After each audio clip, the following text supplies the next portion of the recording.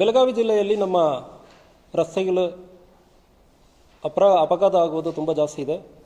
ಪ್ರತಿ ವರ್ಷವೂ ಸುಮಾರು 800 ಜನ ಈ ರಸ್ತೆ ಅಪಘಾತದಲ್ಲಿ ತೀರಿ ಹೋಗ್ತಾ ಇದ್ದಾರೆ.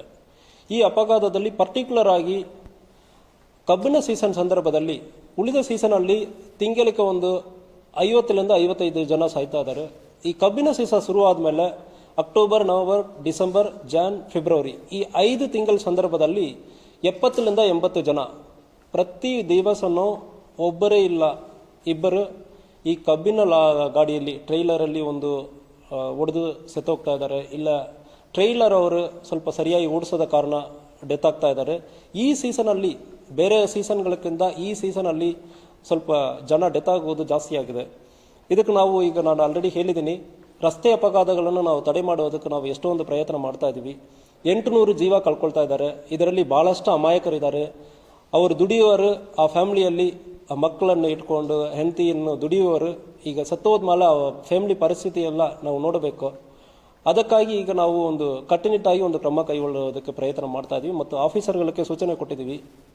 ಯಾವುದೇ ಕಬ್ಬಿನ ಲಾರಿ ಮತ್ತು ಟ್ರೈಲರ್ ಇರುತ್ತಂದ್ರೆ ಕಬ್ಬಿನದ ಲೋಡ್ ಇರುವಾಗಲೂ ಮತ್ತು ಲೋಡ್ ಇಲ್ಲದೆ ಸಂದರ್ಭಗಳಲ್ಲಿ ಕೂಡ ಹಿಂದುಗಡೆ ಕಡ್ಡಾಯವಾಗಿ ರಿಫ್ಲೆಕ್ಟರ್ ಕ್ಲಾತನ್ನು ಹಾಕ್ಕೊಂಡು ಹೋಗಬೇಕು. ಇದನ್ನು ಪ್ರತಿಯೊಂದು ಫ್ಯಾಕ್ಟ್ರಿಯವರು ಕೂಡ ಇನ್ಶೂರ್ ಮಾಡಬೇಕು. ಅವರವರ ಫ್ಯಾಕ್ಟ್ರಿಗೆ ಬರುವ ಪ್ರತಿಯೊಂದು ಕಬ್ಬಿನ ಟ್ರ್ಯಾಕ್ಟರ್, ಲಾರಿ ಯಾವುದು ಬರುತ್ತಂದ್ರೂ ಹಿಂದುಗಡೆ ಕಡ್ಡಾಯವಾಗಿ ವಿಸಿಬಲ್ ಆಗಿ ಕಾಣುವುದ ಥರ ರಿಫ್ಲೆಕ್ಟರ್ ಕ್ಲಾತನ್ನು ಹಾಕಿಕೊಳ್ಳಬೇಕು. ಅದೇ ರೀತಿಯಲ್ಲಿ ಅನ್ಲೋಡ್ ಮಾಡಿ ನಂತರ ಕೂಡ ಭಾಳಷ್ಟು ಟ್ರ್ಯಾಕ್ಟರ್ಗಳಲ್ಲಿ ಇಂಡಿಕೇಟರ್ಸ್ ಇರುವುದಿಲ್ಲ. ಆದ್ದರಿಂದ ಕಡ್ಡಾಯವಾಗಿ ಪ್ರತಿಯೊಂದು ಗಾಡಿಯಲ್ಲಿ ಕೂಡ ಇದು ರಿಫ್ಲೆಕ್ಟರ್ ಕ್ಲಾತ್ ಹಾಕ್ಕೊಂಡು ಹೋಗಬೇಕು. ಆ ಇಲ್ಲದ ಸಂದರ್ಭದಲ್ಲಿ ಖಂಡಿತವಾಗಿ ನಾವು ಕೇಸ್ ಮಾಡ್ತೀವಿ. ಜೊತೆಗೆ ಒಂದು ವೇಳೆ ಕುಡಿದು ಬಿಟ್ಟು ಗಾಡಿ ಓಡಿಸಿ ಯಾರು ಡೆತ್ ಆಗುವ ಸಂದರ್ಭದಲ್ಲಿ it will be consider as culpable homicide equal to murder. ಇದು ಎರಡಕ್ಕೂ ದೊಡ್ಡ ವ್ಯತ್ಯಾಸ ಏನಲ್ಲ, ಪನಿಷ್ಮೆಂಟ್ ಕೂಡ ತುಂಬ ಜಾಸ್ತಿ ಇರುತ್ತದೆ. ಕುಡಿದು ಬಿಟ್ಟು ಗಾಡಿ ಓಡಿಸಿ ಯಾರೋ ಒಬ್ಬರು ಡೆತ್ ಆಗ್ತಾರೆ ಅಂದರೆ ಸುಮ್ಮನೆ ನಾವು ಬಿಡೋಕ್ಕಾಗಲ್ಲ. 100% ನಾವು ನಿಮ್ಮನ್ನು ಅರೆಸ್ಟ್ ಮಾಡ್ತೀವಿ. ಕಡ್ಡಾಯವಾಗಿ ಈಗ ಪ್ರತಿಯೊಂದು ರೋಡ್ ಆಕ್ಸಿಡೆಂಟ್, ಫ್ಯಾಟಲ್ ಇರಲಿ, ಡೆತ್ ಆಗೋದು ಇರಲಿ, ಇಲ್ಲ ಗಾಯಾಳು ಪಡೆಯುವವರು ಕೂಡ ಯಾವುದೇ ಆಗುತ್ತಂದ್ರೆ ಕೂಡ ಅಟೆಂಪ್ಟ್ ಟು ಮರ್ಡರ್ಗೆ ಈಕ್ವಲೆಂಟ್ ಆಗಿ attempt to culpable homicide section 110 of BNS ಆ ಸೆಕ್ಷನಲ್ಲಿ ನಾವು FIR ಅನ್ನು ಮಾಡ್ತೀವಿ. ಯಾವುದೇ ಕಾರಣಕ್ಕೂ ಯಾವನೋ ಒಬ್ಬನು ಕುಡಿದುಬಿಟ್ಟು ಗಾಡಿ ಓಡಿಸೋದಕ್ಕೆ, ಅಮಾಯಕರು ಬಲಿಯಾಗೋದಕ್ಕೆ ಪೊಲೀಸ್ ಇಲಾಖೆ ಬಿಡುವುದಿಲ್ಲ. ಪ್ರತಿ ದಿವಸ ಇದು ಪರ್ಟಿಕ್ಯುಲರ್ಲಿ ನಾವು ನಮ್ಮ ಆಫೀಸರ್ಸ್ ಪ್ರತಿ ದಿವಸ 9 ಗಂಟೆ ಇವತ್ತು ಎಷ್ಟು ಅಪಘಾತ ಆಗಿದೆ, ಅದರಲ್ಲಿ ಎಷ್ಟು ಜನ ಕುಡಿದು ಓಡಿಸಿದಾರೋ ಅವರ ಮೇಲ್ಗಡೆ 110 ಕೆಳಗಡೆ FIR ಮಾಡಿ ಅರೆಸ್ಟ್ ಮಾಡೋಕ್ಕೆ ನಾನು ಪರ್ಟಿಕ್ಯುಲರ್ ಆಗಿ ನಾನು ಫಾಲೋಅಪ್ ಮಾಡ್ತಾ ಇದ್ದೀನಿ. ಸೊ ಯಾರು ಕೂಡ ಕುಡಿದುಬಿಟ್ಟು ಗಾಡಿ ಓಡಿಸಿರಂದ್ರೆ ಜೈಲಿಗೆ ಹೋಗೋದು ಕಂಪಲ್ಸರಿ. DD ಕೇಸ್ ಹಾಕಿ ಸುಮ್ಮನೆ ಬಿಡೋದು ಇಲ್ಲ. ಇದು equal to murder, attempt to murder ಅಂದರೆ ನಾವು ಟ್ರೀಟ್ ಮಾಡ್ತೀವಿ.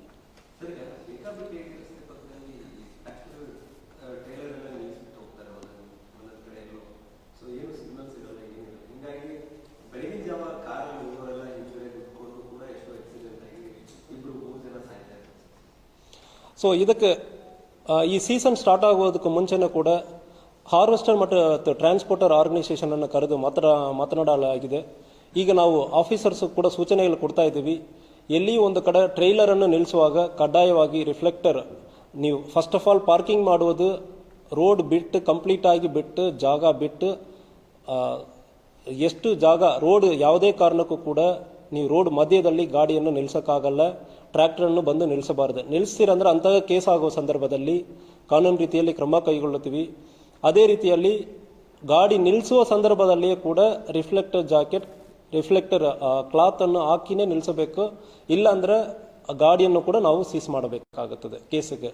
ಇದು ಒಂದು ರೀತಿಯಲ್ಲಿ ಈ ಬೇಸಿಕ್ ಜವಾಬ್ದಾರಿಯನ್ನು ಹಾರ್ವೆಸ್ಟರ್ ಮತ್ತು ಟ್ರ್ಯಾಕ್ಟರ್ ಡ್ರೈವರ್ಸ್, ಇದು ತುಂಬ ಈಸಿಯಾದ ಕೆಲಸ. ಒಂದು ರಿಫ್ಲೆಕ್ಟರ್ ಕ್ಲಾತನ್ನು ಗಾಡಿ ಹಿಂದುಗಡೆ ಹಾಕುವುದು ಈಸಿಯಾದ ಕೆಲಸ. ಈ ಕೆಲಸ ಆಗಲ್ಲ ಅಂದರೆ ರೈತರಿಗೆ ಅನ್ಯಾಯ ಆಗ್ತದೆ. ಗಾಡಿ ಅದು ಕಬ್ಬಿಣದ ಲೋಡ್ ಆದಮೇಲೆ ಅದು ಸ್ಟೇಷನ್ ಕರ್ಕೊಂಡೋಗಿ ಅದು ಪ್ರಾಸೆಸ್ ಮಾಡೋದಕ್ಕೆ ಡಿಲೇ ಆಗುತ್ತದೆ, ವೆಯ್ಟ್ ಕಮ್ಮಿ ಆಗುತ್ತದೆ.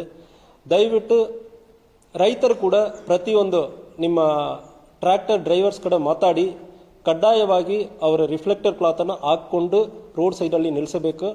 ರೋಡ್ ಅಡ್ಡ ಹಾಕಿ ಯಾವುದೇ ಕಾರಣಕ್ಕೆ ನಿಲ್ಲಿಸಬಾರ್ದಂತ ನೀವು ಕೂಡ ಪ್ರತಿಯೊಬ್ಬರು ಜವಾಬ್ದಾರಿ ತಗೊಳ್ಬೇಕು. ನಿಮ್ಮ ಏರಿಯಾನಲ್ಲಿ ಒಂದು ಕಬ್ಬು ಲೋಡ್ ಆಗೋ ಸಂದರ್ಭದಲ್ಲಿ ಯಾವುದೇ ಒಂದು ಜೀವ ಹೋಗೋದಕ್ಕೆ ನೀವು ಯಾವುದೇ ಅವಕಾಶ ಕೊಡಬಾರ್ದಂದ್ರೆ ಹೇಳಿಕೊಳ್ತೀನಿ.